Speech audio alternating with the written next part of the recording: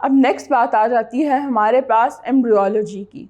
Have you ever thought एक organism एक single cell stage से पूरा कंप्लीट डेवलप इंडिविजुअल बनता कैसे है, वो कैसे डेवलप होता है और इतनी स्टेजेस से गुजर के ग्रो करके एक पूरा इंडिविजुअल बन जाता है। तो लिविंग ऑर्गेनिज्म को उनकी अर्लीस्ट स्टेज ऑफ डेवलपमेंट में हम कहते हैं एम्ब्रियो।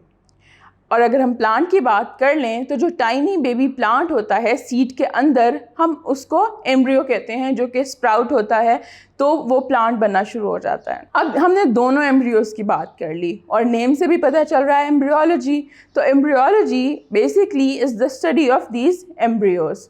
अब इसी एम्ब्रियो को हम डिटेल में स्टडी करते हैं एम्ब्रियोलॉजी के अंदर। The branch of biology that deals with the study of development of an embryo to a new individual is called embryology.